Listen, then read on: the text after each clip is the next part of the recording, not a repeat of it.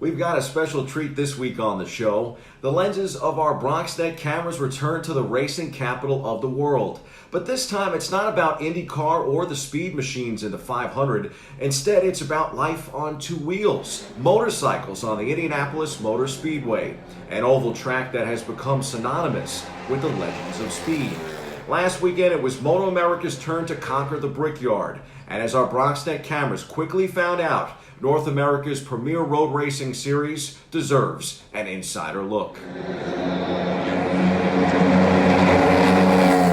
MotoAmerica is the fastest motorcycle racing in North America, featuring riders blazing by at 190 plus miles per hour on superbikes. This is where man truly meets machine. And these are the riders behind the helmets that make MotoAmerica one of the most exciting motorsports in racing today. The series returned to IMS for the first time in 5 years this October.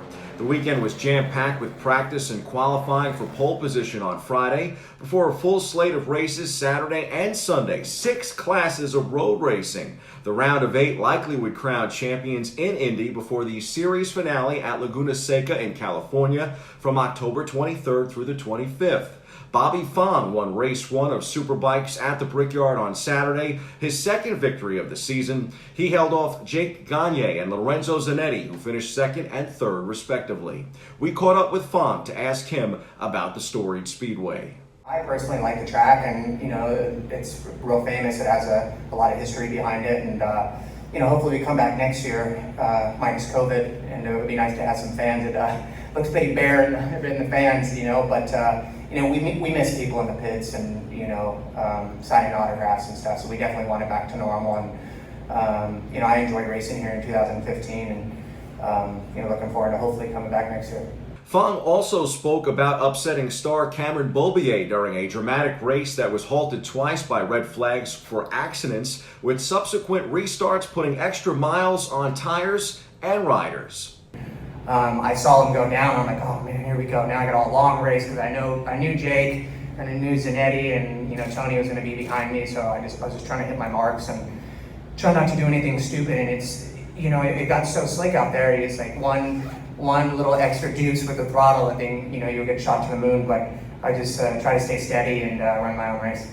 Meantime, Richie Escalante dominated the Supersport race on his number 54 Kawasaki, winning by over 15 seconds. I know my rhythm always is very good, so very happy with my pace today. Just maybe working a little bit more for tomorrow and enjoying more. The Fong and Zanetti show continued on Sunday. The 2-1 Superbike races, but no good MotoAmerica fan would count out Cameron Beaubier. They know better. Cameron rode away from Indy with his 5th Superbike championship on Sunday. Once we switched to the new Gen R1 and 15, I just felt so comfortable on that thing, and that's all I've been riding, for the past 5 years. So. Yeah, it's been amazing. It's been an amazing journey with Yamaha, and it's definitely something in the future I'll look back on and maybe the best moments of my life. Who knows? It's been great having another manufacturer up there and another really good bike. Factory equipment racing with us. So yeah, I'm looking forward to it. Zanetti, by way of Italy, made headlines for Ducati New York. He won the first of 2 races and finished on the podium in all 3 races he participated in.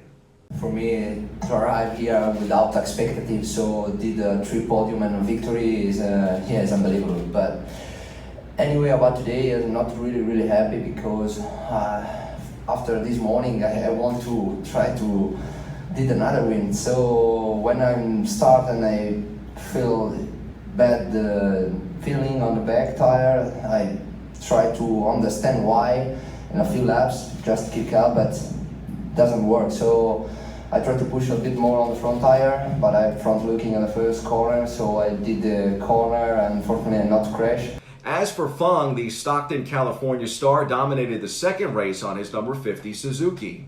It's been a good weekend. I can't complain. And it's been weird. This weekend we haven't changed anything on the bike. We started FP1 and we made minor changes, a few clicks of something, whatever. And usually every weekend we have a completely different motorcycle every session almost.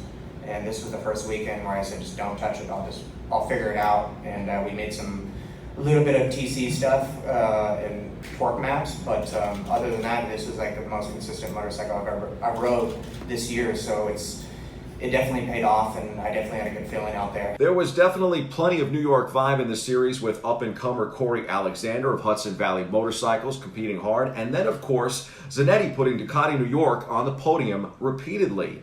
The Ducati test rider became the first Ducati rider to win an AMA MotoAmerica Superbike race since 2010.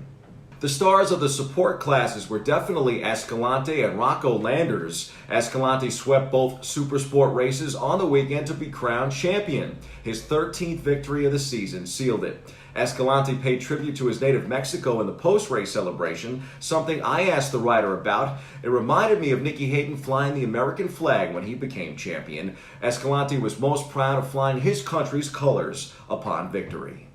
I'm very happy. So it's one more race at Laguna. So keep working to try to finish the season on the top. Landers made it 13th straight with his third victory of the weekend. I'm happy with the win. I know thanks to Jesse Norton for building me an awesome fast bike, and to all my sponsors, Indianopolis and Norton Motorsports, Dr. Farr, Wonder CBD team for putting the program underneath me every weekend, and shout out to with Cali Shine Racing for helping us out this weekend. But I mean, it's awesome to finally be racing with Dom, and good job on Sam for the podium this weekend. So it's all up in the air. So let's get over to Europe hopefully. What an exciting weekend at the Brickyard. MotoAmerica makes stops in Atlanta, Pittsburgh, and New Jersey earlier in the calendar. For more info, visit MotoAmerica.com.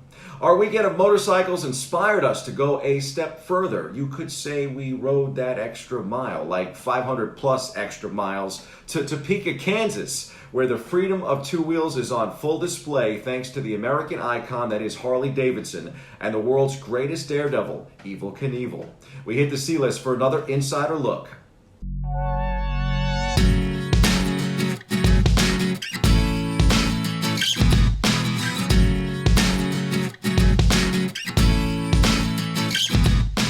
The Evel Knievel Museum at historic Harley-Davidson in Topeka, Kansas is a must-see for any motorcycle fan, near or far, and for that matter, any fan of the American spirit. The essence of the museum will speak to even those that have never rode a motorcycle. The two-floor Evel Knievel Museum showcases an incredible collection of authentic artifacts that belong to the most legendary, death-defying daredevil of all time. Museum tour guide Kerry Miller gave BronxNet some amazing insider stories into the life of Evel. Our tour continued through the 13,000 square foot museum that chronicles the Butte, Montana legend from the beginning of his life and journey to his days of record-setting superstardom. There is Evel's motorcycles, the bikes that launched the legend, pun intended, genuine leathers and helmets, Big Red, Knievel's fully restored Mack truck, and endless amounts of personal and never-before-seen memorabilia. The exhibit also features interactive components like a Broken Bones display and a plan for your jump challenge, all of which remains open during the coronavirus pandemic. The only part of the museum currently closed is the virtual reality 4D jump experience, something I'm sure I will make my way back to see another time. Mike Patterson owns historic Harley-Davidson and is the president of the museum. He and collector Lathan McKay bring the place to life. For more on the museum, visit EvelKnievelMuseum.com. Now, there's a cost for the Evel Knievel Museum. Adults are $15, seniors and active military and veterans are $12, students aged 8 to 16 are $7, and children 7 and under are free. But you really get two museums for the price of one. There's a very cool walk-through Harley-Davidson museum on the lower level that features Harleys that date back to the World Wars. The dealership has been around since 1949. So many really cool Harley-Davidson items can be found there, and that's free. For daredevils and dreamers of all ages, you won't want to miss it. Stay tuned, more open back after this.